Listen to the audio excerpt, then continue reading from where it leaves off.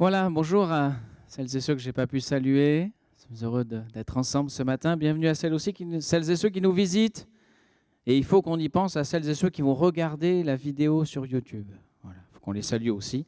Les salutations vont rester comme ça, perdurer sur la toile.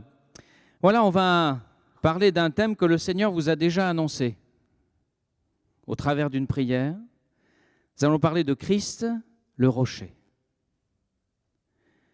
Il y a un texte qu'un homme a écrit il y a 2700 ans.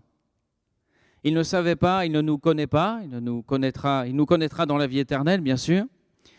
Et cet homme a prophétisé, et c'est un cantique, nous allons le lire, mais il n'a pas saisi la réalité, la portée de ce qu'il allait dire.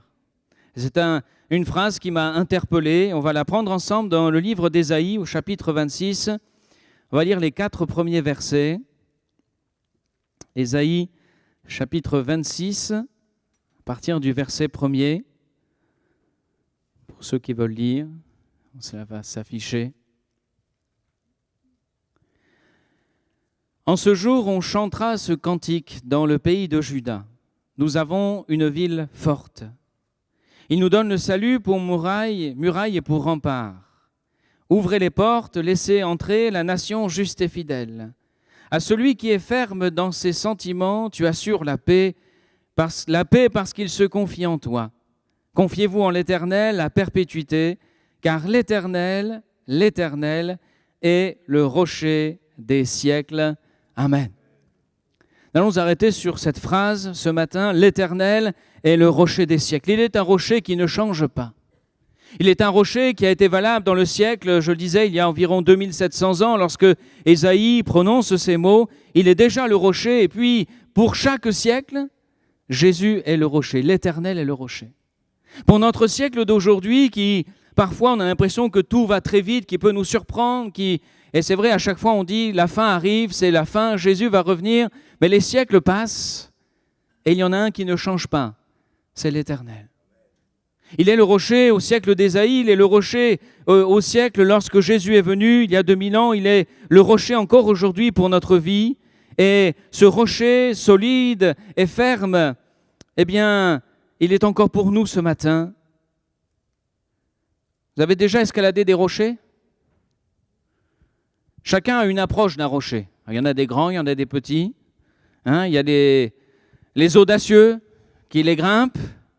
Je me rappelle, lorsque j'étais enfant, on était en Afrique, en Guinée, et puis on partait sur les îles pour la plage. C'est assez particulier parce que sur les plages, je dirais, les plages du territoire, il n'y avait plus de sable parce qu'ils enlevaient tout pour le vendre et faire des constructions. Donc il n'y avait plus que la glaise. Donc pour aller sur la plage, il fallait prendre le bateau et aller sur les îles. Et puis sur les îles, il y avait plein de rochers. Et puis on s'amusait, bien sûr, on était plusieurs garçons avec d'autres enfants missionnaires. Et puis on sautait de rocher en rocher. Et un jour, je saute d'un rocher et mon pied atterrit sur un oursin. Et bien qu'il soit mort, il était encore rudement efficace. Et ne vous fiez pas à cette musculature impressionnante, mais je suis un douillet. Et il a fallu que mon père me tienne solidement le temps que ma mère enlève chaque épine qui était enfoncée dans mes pieds. Il devait y avoir une cinquantaine, enfin bref. On escalade les rochers, bien sûr. Les rochers, d'autres vont prudemment, simplement s'installer à côté, se tenir aux pieds pour une belle photo. Et puis d'autres encore, peut-être plus téméraires, vont rentrer dans le rocher s'il y a une caverne, à la recherche d'un trésor perdu, évidemment, les lingots qui s'y cachent encore, laissés par des pirates du passé. Nous avons tous connu cela lorsque nous étions enfants, cette recherche. Il y a dans la parole de Dieu, et nous le comprenons au travers du texte et au fur et à mesure de la lecture, que finalement l'image du rocher, il dit l'Éternel est le rocher, mais Christ va devenir cette image particulière du rocher. Et face à cette image du rocher, finalement, il y a plusieurs positions dans la parole de Dieu pour comment nous nous plaçons justement sur ou avec ou dedans le rocher.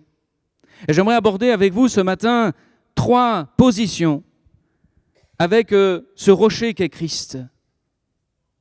Une première position qu'on va trouver dans 1 Corinthiens au chapitre 10, au verset 1er. Là encore, je laisse le temps pour ceux qui le souhaitent chercher ce texte, 1 Corinthiens chapitre 10, quelque chose d'assez étonnant qui vous a certainement interpellé lorsque vous l'avez lu. 1 Corinthiens 10, verset 1er, est écrit: « Frères, je ne veux pas que vous ignoriez que nos pères ont tous été sous la nuée, qu'ils ont tous passé au travers de la mer, qu'ils ont tous été baptisés en Moïse dans la nuée et dans la mer, qu'ils ont tous mangé le même aliment spirituel et qu'ils ont tous bu le même breuvage spirituel, car ils buvaient à un rocher spirituel qui les suivait, et ce rocher était Christ. » Je ne sais pas si vous vous êtes figuré, si on le prend au sens propre du texte, d'un rocher qui suit le peuple, avec son eau qui vient le désaltérer. Alors évidemment, on comprend que c'est une image spirituelle, quoique j'ai regardé, quelques rabbins commentent qu'ils avaient vraiment cette impression au sein du peuple qu'un rocher les suivait avec cette eau qui était là. Et ce rocher donc était Christ. Ils étaient à côté du rocher. Et ce sera la première position que j'aimerais vous partager ce matin, être à côté du rocher Christ. Un rocher qui les suivait pour donner son eau, donner sa vie. Vous savez que lorsqu'il y a de l'eau, il y a de la vie. C'est assez étrange, si vous regardez le Nil en Égypte, vous avez du désert à gauche et à droite, mais tout au bord du Nil, il y a des arbres, il y a des plantes, mais ça pousse que autour du fleuve, parce que là où la vie coule, là où l'eau coule, il y a la vie. Et nous savons, nous, bien sûr, et si vous ne le savez pas, vous l'apprenez ce matin, mais que être à côté de Christ, c'est avoir la vie. Amen. C'est de lui que nous vient la vie. Amen. Et cette vie n'est pas, cette eau qui a jailli de ce rocher n'est pas apparue de n'importe quelle manière. La Bible nous dit que, dans Exode 17, verset 5, mais je vais passer un peu les lectures, mais il est question de Moïse qui frappe le rocher avec son bâton. Et le rocher va, à ce moment-là, faire jaillir l'eau, la source va couler, et puis elle va abreuver tout un peuple, 2 millions de personnes, le bétail. Mais il a fallu avant que cette eau coule, il a fallu que le rocher soit d'abord frappé pour faire jaillir l'eau. Et cela nous rappelle que, et ce matin, je ne vais pas vous apprendre grand chose de nouveau, mais simplement reposer quelques réalités dont je crois que nous avons besoin dans notre siècle. Parce que Jésus est le rocher de ce siècle. Jésus est le rocher de ma vie aujourd'hui. Et bien que certainement vous le connaissiez par cœur, on va prendre ce texte de Ésaïe, chapitre 53, et lire à partir du verset 1er.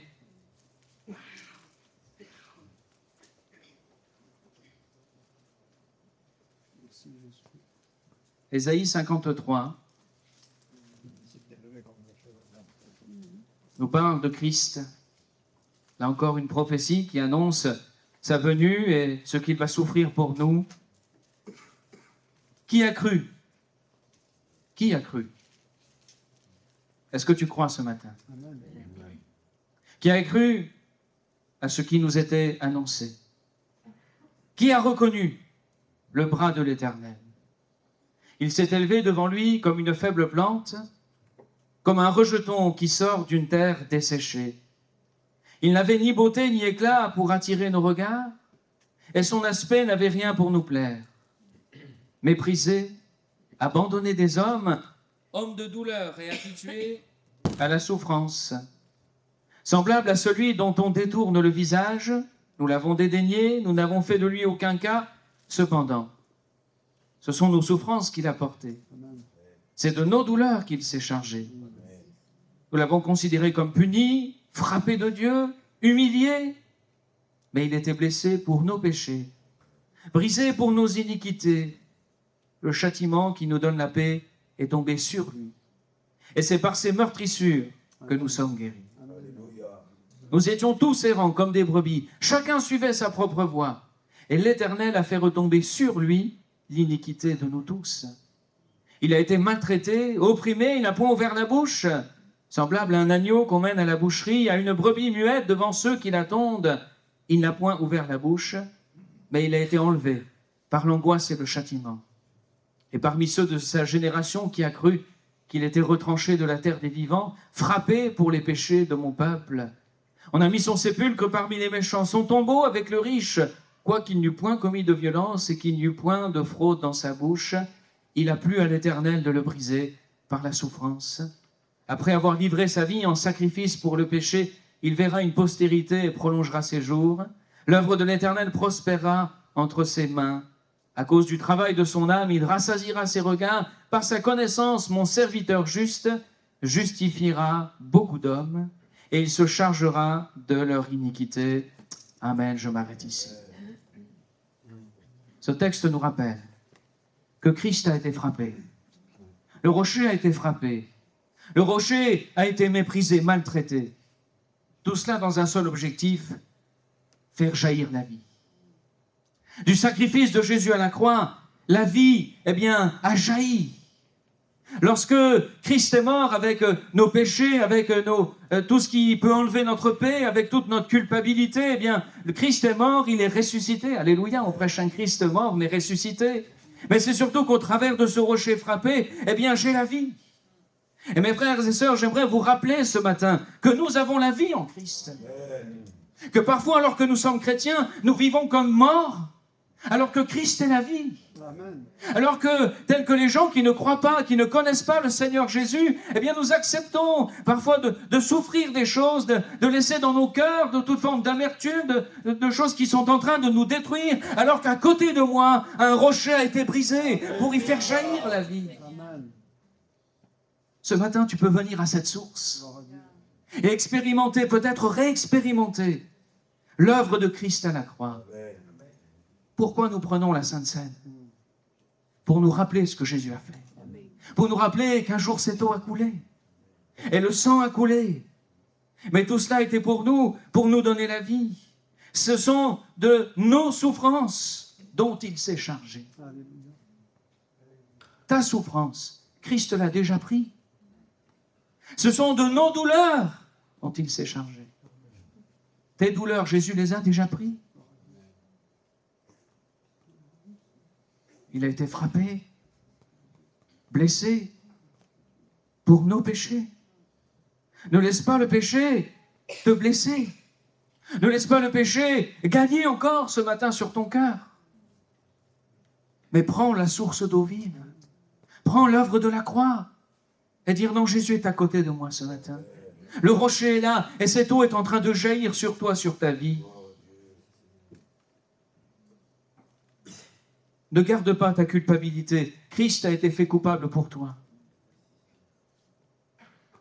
Et aujourd'hui, nous n'avons plus besoin de frapper le rocher. Mais la deuxième fois que Moïse est intervenu auprès de ce rocher, Dieu lui a dit « Tu parleras au rocher ». Bon, Moïse n'a pas obéi. Nous ne sommes pas là pour faire le jugement ce matin de Moïse. Accablé par le peuple, fatigué, il a frappé le rocher. Et cela était pour lui des conséquences dramatiques. Il n'a pas pu entrer dans le pays promis. Mais c'est pour dire ce matin que notre part, c'est simplement de parler au rocher. Ce matin, tu peux parler au rocher qu'est Jésus. Tu n'as pas besoin de frapper, tu n'as pas besoin de te faire toi-même du mal, tu n'as pas besoin de ça. Mais simplement de dire, ben oui, Jésus, tu es mort à la croix pour mes péchés. Par une repentance, bien sûr, et un cœur sincère. Jésus, donne-moi l'eau de la vie ce matin. Je crois que bien souvent, le diable se joue de notre passé. Vous savez, nous avons tous commis des erreurs. Nous avons tous commis des fautes. Parfois même, nous connaissions le Seigneur et nous nous sommes égarés. Nous avons peut-être commis certaines choses qui étaient méchantes et vraiment pas belles. Mais si tu t'es repenti, devant Dieu, ça n'existe plus. Le rocher a été brisé pour toi. Ne laisse pas l'ennemi t'accuser pour ce que tu as fait il y a de cela peut-être 10 ans, 15 ans. Si tu t'es repenti, il est fidèle et juste pour nous pardonner, nous purifier de toute iniquité. Pourquoi frapper encore le rocher? Jésus va dire lui-même, dans le livre de l'Apocalypse, à celui qui a soif, je donnerai de la source de l'eau de la vie gratuitement. Et cette image spirituelle, il était un rocher qui les suivait. Mon frère, ma sœur, Jésus est à côté de toi chaque jour. Il en a fait la promesse. Je suis avec vous chaque jour. Pourquoi est-ce si difficile de simplement venir à Jésus et de lui parler et de vivre ou revivre peut-être cette œuvre de la croix ce matin? Oui, le rocher qui est à côté de moi. Et il fait jaillir sa source, qui peut couler abondamment sur ma vie.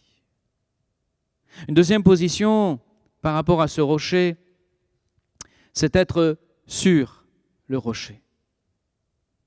Lisez avec moi le psaume 40 au verset 1er.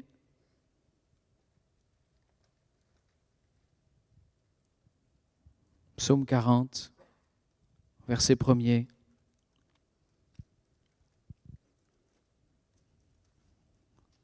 C'est beau le doux bruit des pages qui tournent.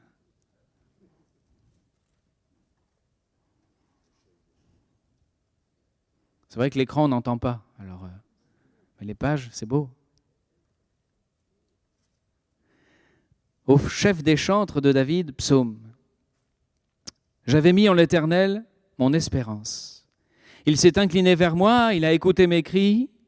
Il m'a retiré de la fosse de destruction, du fond de la boue. Et il a dressé mes pieds sur le roc. Il a affermi mes pas. Il a mis dans ma bouche un cantique nouveau, une louange à notre Dieu. Beaucoup l'ont vu et ont eu de la crainte. Ils se sont confiés en l'Éternel. Heureux l'homme qui place en l'Éternel sa confiance et qui ne se tourne pas vers les hautains et les menteurs. Amen.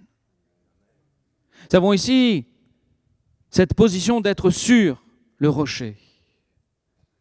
Être sur le rocher, c'est une position de stabilité. C'est une position d'affermissement, de quelque chose qui est solide, durable. Et sur Christ le rocher, aujourd'hui, nous pouvons bâtir notre vie solidement. Je sais que ce siècle ne nous donne pas l'impression que les choses peuvent être solides. Du jour au lendemain, tout peut basculer. Un foufou peut appuyer sur un bouton et nous envoyer tous vers le Seigneur. Grand bien lui y fasse. Nous aspirons, bien sûr, à être près du Seigneur. Mais le Seigneur a encore du travail, je crois, pour nous, à nous donner, parce qu'il veut sauver le plus grand nombre. Mais tout peut basculer si vite. Un bateau qui se met en travers et la carte bleue est en train de chauffer quand vous allez à la station essence. On vit dans un monde de fous. Tout peut basculer. Ce siècle peut basculer. Mais j'ai une bonne nouvelle pour vous ce matin. Si tu es sur le rocher de Christ, ta vie peut rester stable. Je ne parle pas forcément de l'aspect financier, mais je parle surtout de notre être intérieur.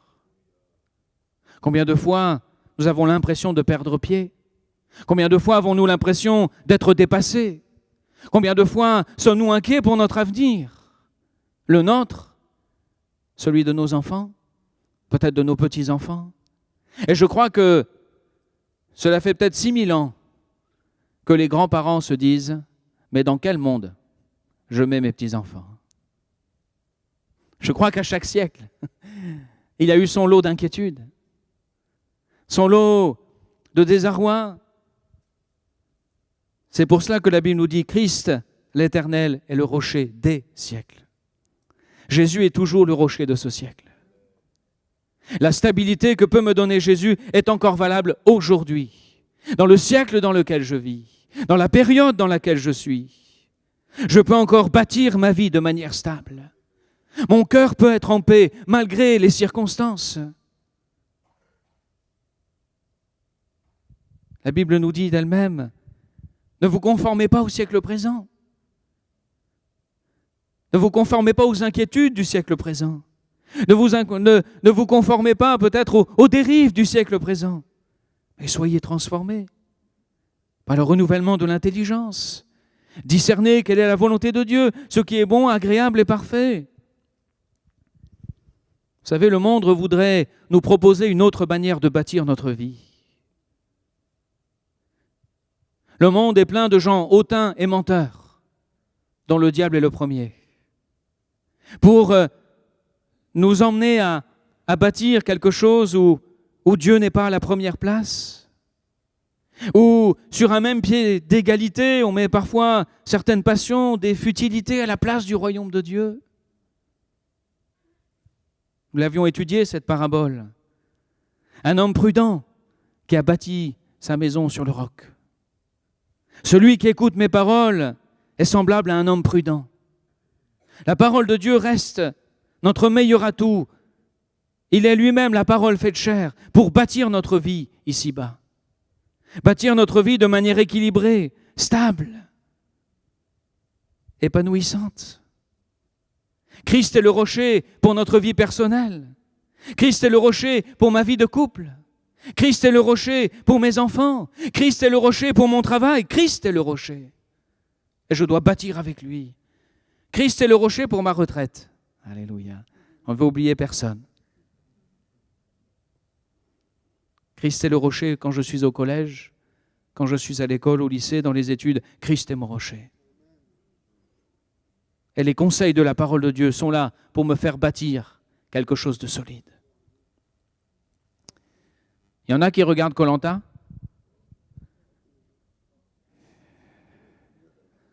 Levons la main, n'ayons pas peur. Ou le petit doigt. Ah, il y en a qui font comme ça. Ouais. C'est pas bien. Non, je plaisante, c'est le premier. Vous avez remarqué, il y a l'épreuve des poteaux. L'épreuve des poteaux, ils sont sur un poteau. Voilà, pas de mystère, ça porte bien son nom. Et le principe, c'est quoi? C'est qu'au début, tout va bien. Ils sont sur un poteau large, ils sont bien stables, ils sont au soleil. Souvent, c'est aux Philippines. Vous savez, il fait des belles températures, il y a des beaux paysages, tout ça.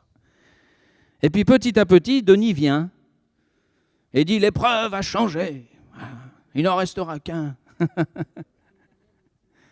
On va vous retirer une partie du poteau.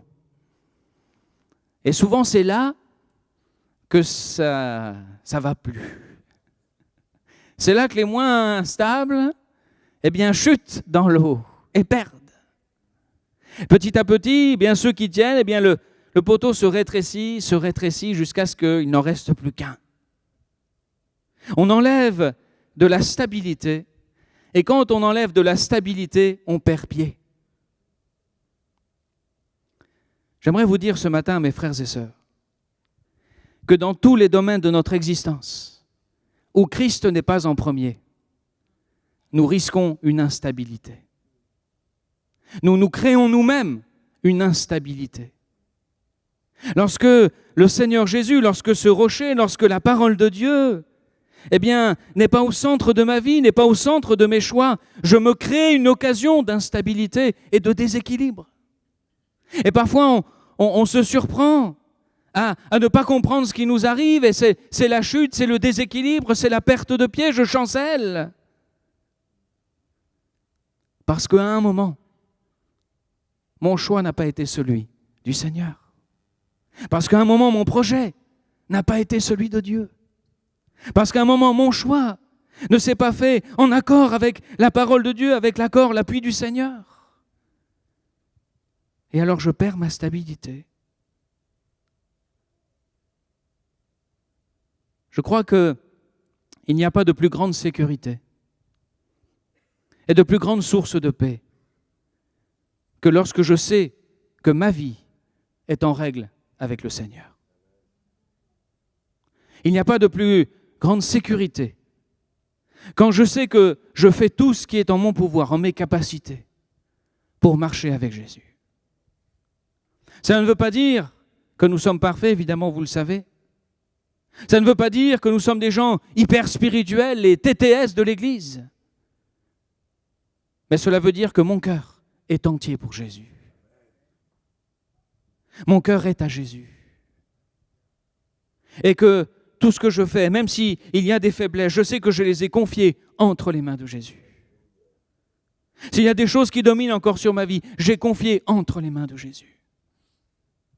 Et quand vous savez que vous faites tout ce qui est en votre pouvoir pour être avec Jésus et suivre Jésus, dans votre cœur se passe quelque chose, la tranquillité et le repos.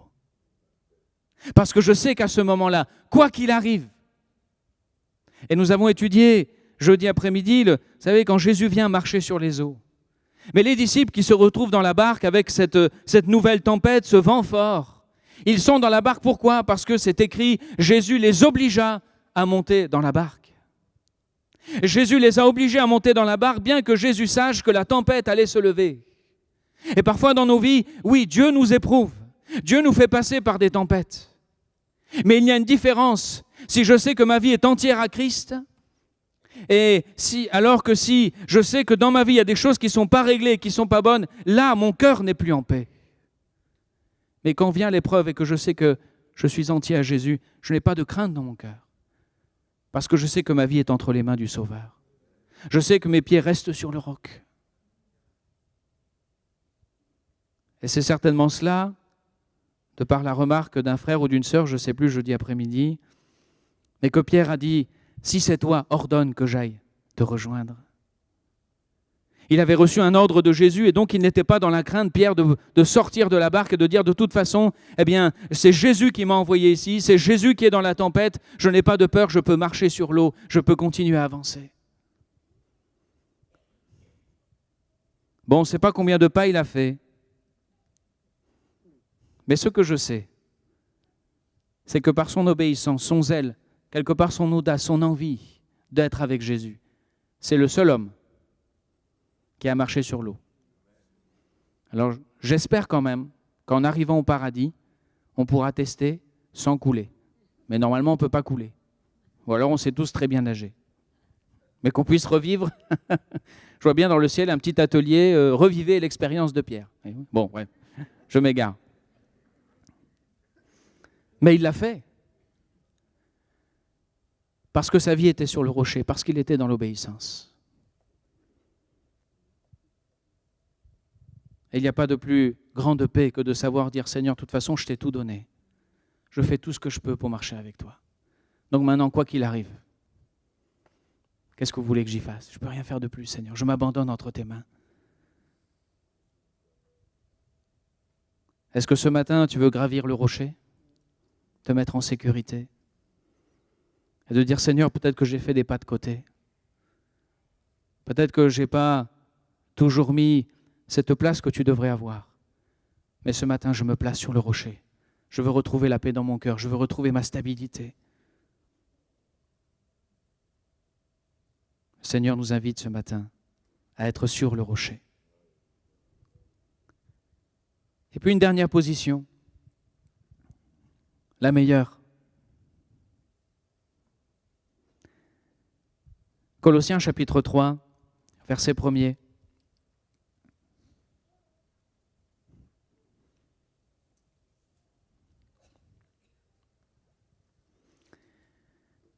Colossiens chapitre 3, verset 1er.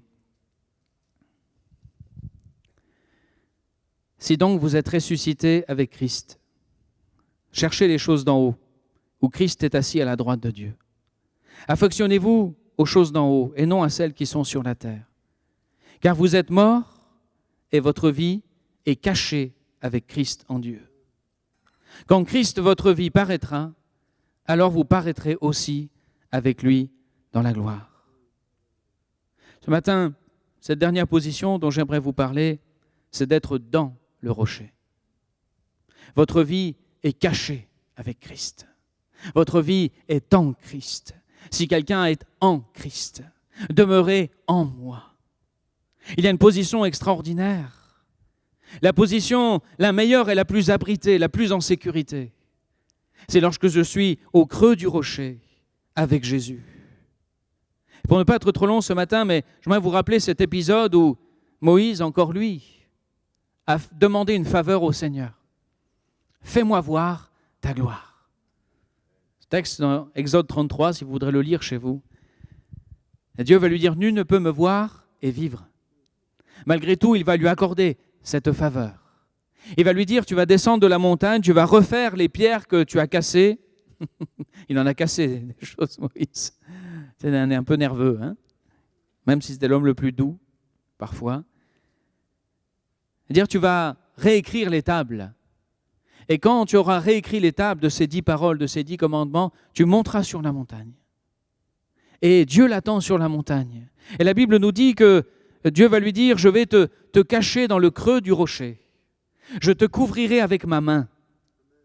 Et lorsque je passerai, tu verras mon dos. Waouh! À quoi peut ressembler le dos de Dieu? Je ne sais pas. C'est glorieux, c'est la gloire. Mais Dieu l'a mis dans le creux d'un rocher afin qu'il puisse le voir. Et finalement, je me suis dit, Moïse n'a pas vu que le dos. Il a vu le doigt de Dieu lorsqu'il a écrit les tables, et il a vu la main de Dieu. Parce qu'il a dit, je mettrai ma main devant toi, comme pour le protéger. Dans le creux du rocher, il a pu voir certaines parties de Dieu. Mais ne vous inquiétez pas, mes frères et sœurs, nous aurons une belle vue complète en arrivant là-haut. Seigneur, tourne-toi encore un peu. Ah! Mais c'est-à-dire que cette position-là est comme si c'était la manifestation de la gloire de Dieu dans ce creux du rocher, dans cette intimité avec Christ. Lorsque je suis, et vous savez, cette position, la Bible nous dit que le diable est celui qui tire des traits enflammés, des flèches enflammées. Que peuvent faire des flèches enflammées contre un rocher? Est-ce que le rocher s'enflamme? Non. Est-ce que la flèche transperce le rocher? Non. Elle se brise contre le rocher. Elle ne peut pas atteindre ce qui se trouve à l'intérieur. Et quand je suis dans une grande intimité avec Jésus, lorsque ma vie est véritablement cachée en Christ, lorsque j'ai tout abandonné, je dis Seigneur, je suis tout à toi. Alors, bien caché à l'abri dans ce creux-là, le diable peut tourner autour. Il peut tirer des flèches, mais il ne me touche pas. Il ne me touche pas.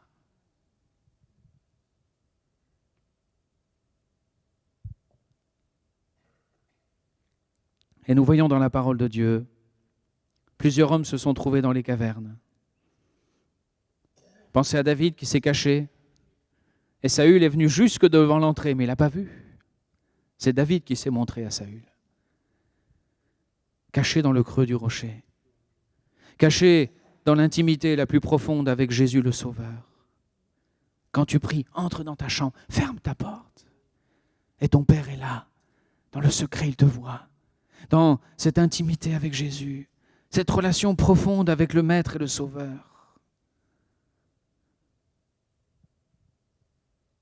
Nous l'avons lu tout à l'heure, il dit, voilà, renoncez à vous-même. Puisque vous êtes morts en Christ, recherchez les choses d'en haut, vivez pour le Seigneur. Que votre vie soit entière pour lui. C'est de cette manière que j'ai cette position d'assurance ultime. Position d'assurance de salut, d'éternité. Position de sécurité par rapport à l'ennemi. Et lorsque je suis dans ce creux-là du rocher, lorsque ma vie est cachée en Christ, nous l'avons lu tout à l'heure, il dit qu'en Christ votre vie paraîtra, alors vous paraîtrez aussi avec lui dans la gloire. C'est dans cette position-là que nous avons l'assurance de paraître dans la gloire de Dieu. Christ est le rocher de tous les siècles. Il est le rocher pour toi aujourd'hui. Il est le rocher de ce siècle présent. Quoi qu'il arrive, quoi que le monde décide, quoi que le monde fasse, quelle que soit la tournure que prend ce monde, tu peux être dans la paix. Tu peux être en sécurité avec Jésus. Il y a une position dont je n'ai pas parlé, parce qu'on ne la trouve pas dans la Bible. C'est être sous le rocher. Parce que Christ ne vient jamais s'imposer comme quelque chose d'écrasant. Parce que Christ ne vient jamais dominer sur notre vie d'une manière malveillante. Mais Christ est le rocher à côté de moi sur lequel je peux être dessus, monter, le gravir ou être en lui. Mais Christ ne viendra jamais s'imposer. Il viendra se proposer. Christ se met à ta portée ce matin. Veux-tu te placer à côté pour vivre la plénitude de l'œuvre de la croix? Recevoir peut-être ce matin le pardon de tes péchés, la consolation, la guérison, la restauration. le robinet est ouvert et le fleuve de vie coule. Voudrais-tu te placer à nouveau sur le rocher et te dire maintenant, il faut que je vive dans l'obéissance, m'assurer que Dieu est bien à la première place dans ma vie et ainsi retrouver cette paix intérieure, cette stabilité? Et voudrais-tu ce matin aller dans le rocher où ta vie peut être cachée en Christ, dans ce lieu où l'ennemi ne peut rien contre toi, un lieu de renouvellement où je peux voir sa gloire et la vivre chaque jour. L'Éternel est le rocher des siècles. Alléluia. Il est le rocher du 21e siècle. Pour nous ce matin encore, on prie le Seigneur. Seigneur, tu es le rocher de notre vie. Ésaïe l'a prophétisé, il ne réalisait pas ce qu'il était en train de dire. Il ne savait pas quand Jésus viendrait, il ne savait pas le nombre d'années qui allaient encore filer, parcourir la terre. Mais il a déclaré une chose qui est valable pour nous aujourd'hui. L'Éternel est le rocher de mon siècle, du siècle dans lequel je vis.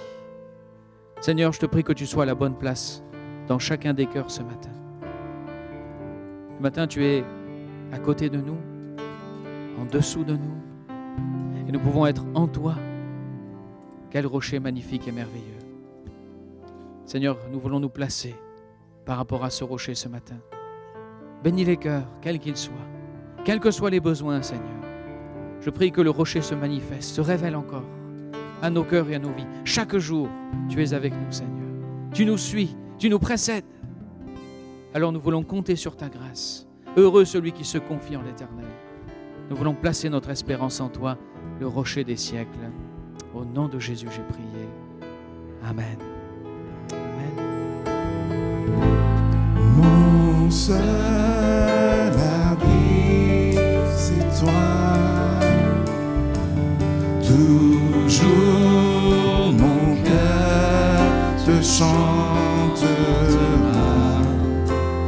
car tu me délivres. Et chaque fois que j'ai peur, je m'appuie sur toi. Je m'appuie sur toi. Et dans ma faiblesse,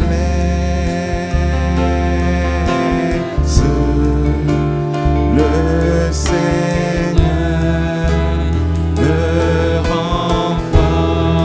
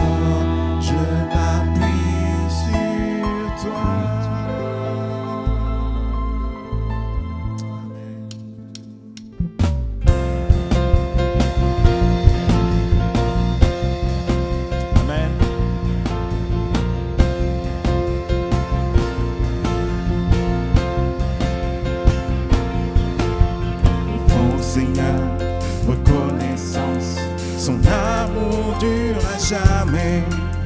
Car il est bon, il est au-dessus de tout. Son amour dure à jamais.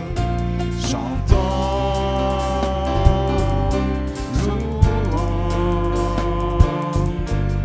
d'une main puissante et d'un bras tendu. Son amour dure à jamais. Il nous donne une vie nouvelle. Son amour dure à jamais. Chantons.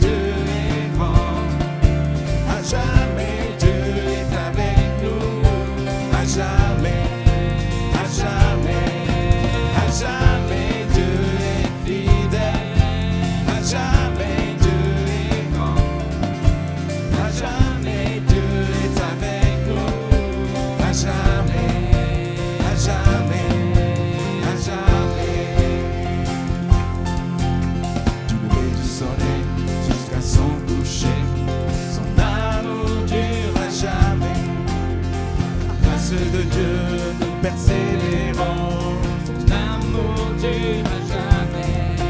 Chantons, louons, chantons, louons. À jamais Dieu est fidèle, à jamais Dieu est grand, à jamais.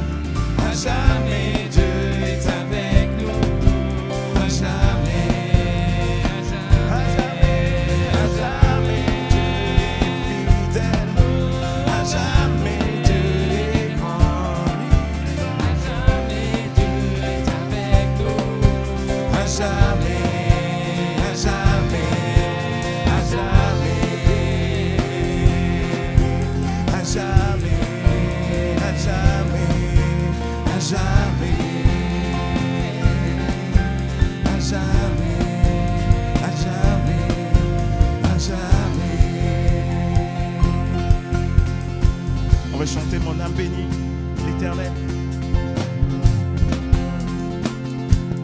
Mon âme bénit l'Éternel. Mon âme bénit l'Éternel. Que tout ce qui est en moi bénisse son saint nom. Mon âme bénit l'Éternel. Mon âme bénit l'Éternel. Que tout ce qui est en moi bénisse son saint nom. Mon âme bénit l'Éternel. Mon âme bénit l'Éternel. Que tout ce qui est en moi bénisse son saint nom. C'est lui qui pardonne tes péchés, qui guérit toutes tes maladies. C'est lui qui délivre ta vie.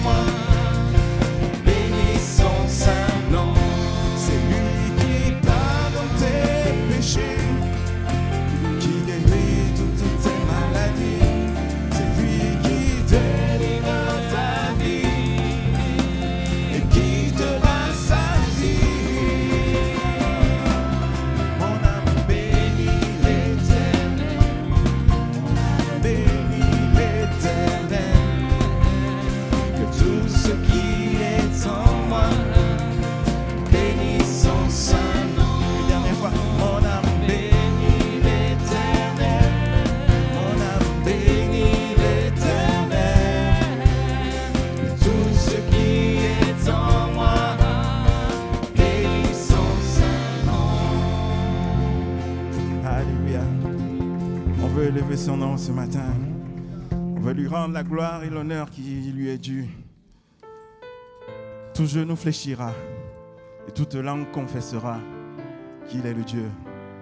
Pourquoi? Parce qu'il est venu, il a donné sa vie. Parce qu'il s'est abaissé, il s'est humilié pour chacun d'entre nous. Alléluia. Mais on ne veut pas attendre. On veut dès maintenant, parce que nous sommes ses enfants. Nous sommes enfants de Dieu. Alléluia. On veut commencer à le louer. On veut l'adorer. On veut élever son nom. Tout simplement parce qu'il en est digne. Il est tout. Il est tout pour nous. Alléluia.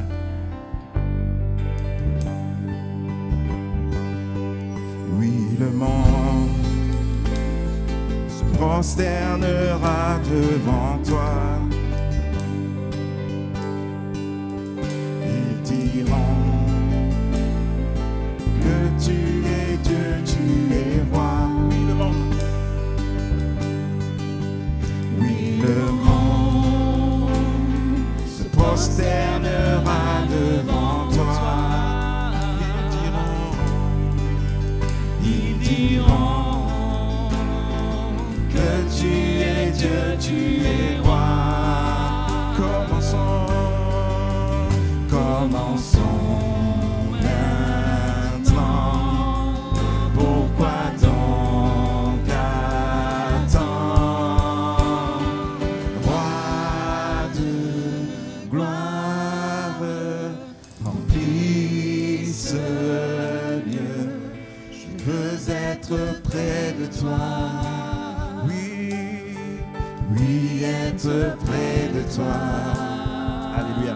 Oui, le monde. Alléluia. Oui, le monde se prosternera devant toi. Ils diront que tu es Dieu, tu es roi. Commençons maintenant. Pourquoi donc attendre? Nous voulons louer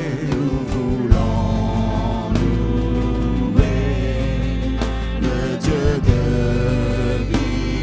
victoire. Roi de gloire, remplis ce lieu. Je veux être près de toi. Oui, être près de toi.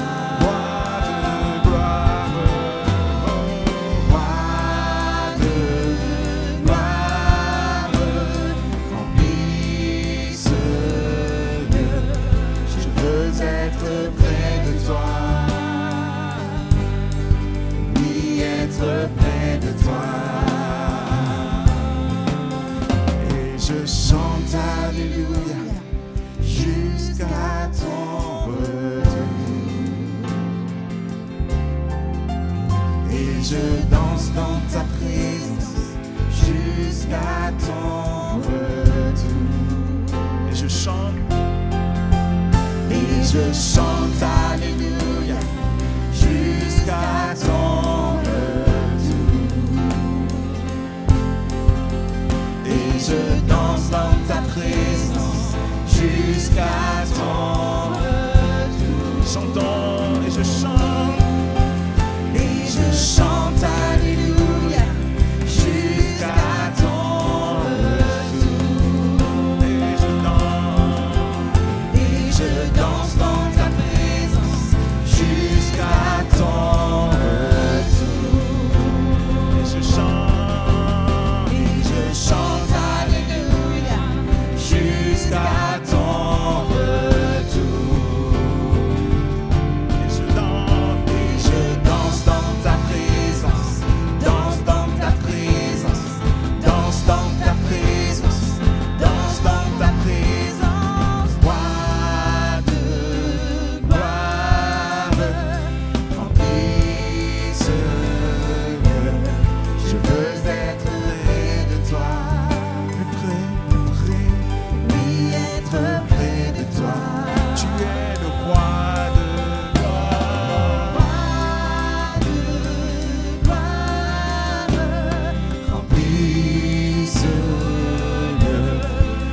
veux être près de toi. Oui, être près de toi. Tu es le roi de gloire, de gloire. Remplis ce lieu. Je veux être près de toi. Oui, être près de toi. Roi de gloire, remplis ce lieu. Je veux être près de toi. Oui, être près de toi. On va reprendre ensemble et je chante Alléluia. Alléluia. Est-ce qu'on veut chanter son nom ce matin? Il est notre roi. Est-ce qu'on le proclame? Est-ce qu'on proclame qu'il est notre roi? Est-ce que dans notre cœur, sur notre vie, il est celui qui règne? Oh Seigneur, viens régner. Et je veux chanter à la gloire de ton nom.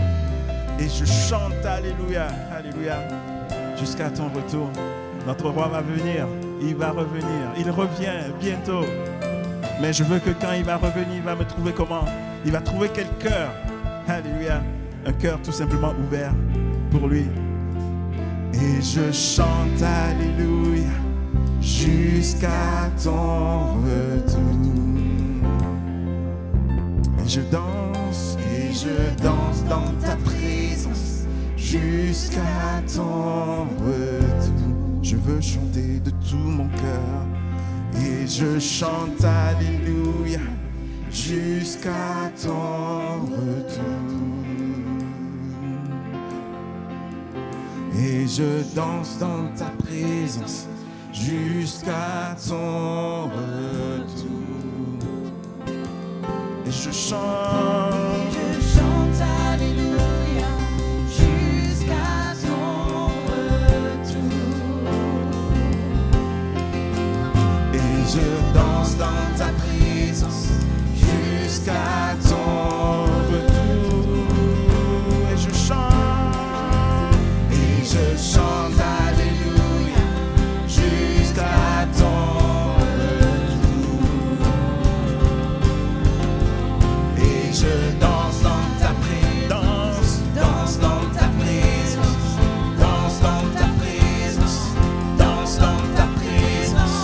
Roi de gloire, remplis ce lieu. Je veux être près de toi. Oui, être près de toi. Roi de gloire, remplis ce lieu. Je veux être près de toi. Oui, être près de toi. Il est le roi de gloire. Roi de gloire, remplis ce lieu. Je veux être près de toi. Oui, être près de toi. Roi de gloire, remplis ce lieu. Je veux être près de toi. Oui, être près de toi.